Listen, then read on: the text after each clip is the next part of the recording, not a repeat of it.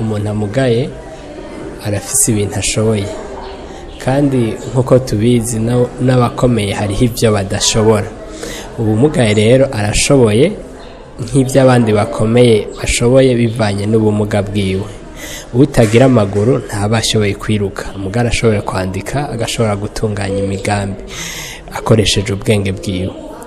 Nivyo abantu bashoboye, hariho bimwe batishoboza bisaba ko bafashwa, ariko bafashijwe ntibyerekana ko ari nk'icyo twokwitapwi kugira ngo umuhagurutse nawe agaca abandanya nk'abandi bantu bose. Rero abatwita abakomeye hagati ya twamugina kubera nta ukomera bajyanye bagendana ubumuga, nabo barafise ibintu bashoboye mu buzima bwose bw'igihugu nk'abandi bose, haba mu burimyi, haba mu bworozi, haba mu rudandazwa.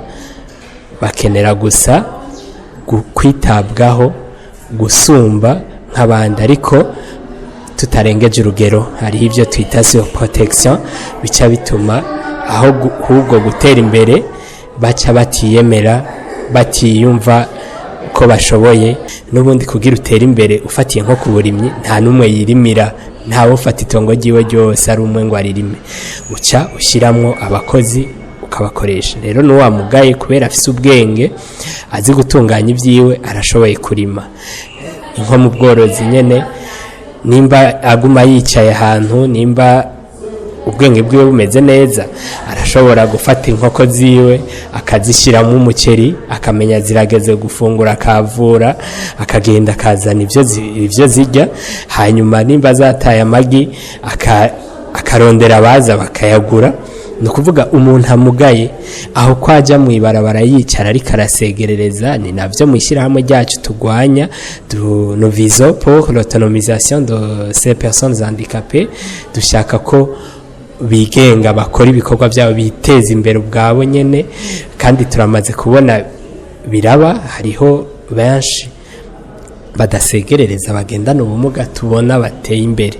Abagendana ubumuga rero turashaka ko nko mu myaka 10-20 atanumwe azoba ari mwibarabara asegerereza yerekana igihimba cyo kimugaye kugira atere ikigongo abantu bamufasha, ariko kandi afise ikindi gihimba gikomeye anabanyegeza cyo teza imbere igihugu, kikamuteza imbere nawe ubwiye. Mugaye iyo adashoboye cyangwa iyo abona kurima atari byo yogira, urashobora guca uhingura ibyarimwe ukoresheje bwa bwenge bwawe, gutyo ukaba utarima mugabo ibyarimwe bishoka iwawe wabihinguye, hanyuma ugaca udandaza ibyo wahinguye ufatiye ku byavuye mu burimyi.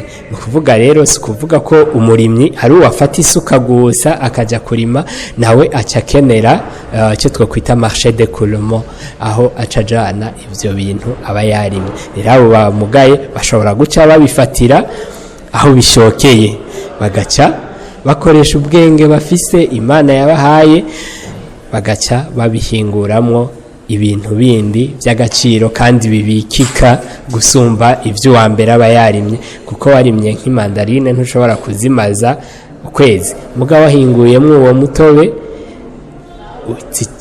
mutobe uzomara igihe.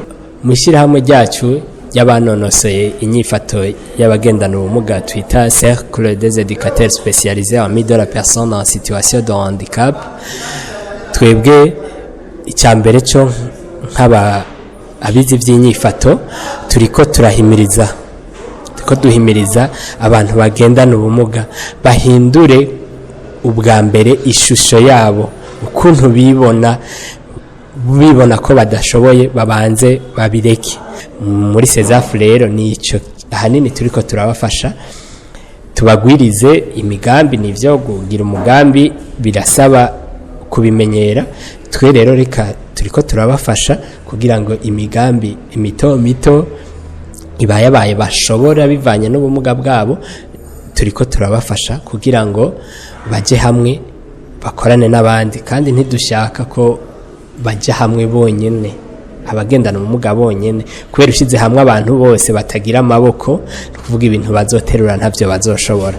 Uca ubashyira hamwe bivanye n'ubumuga bafise bose ukabacanga, ariko kandi ugaca ushyiramo n'abakomeye kugira ngo nabo bahindure uko babona abagendana ubumuga, uko bababona kera ubu siko bakiri, nabo barashoboye, hariho ibyo babarusha, hariho ibyo barusha bajya bigira ngo barakomeye. Iyo bari hamwe rero bose bica bizana icyo twakwita harmonie sociale, bagakorana bose biryoshe.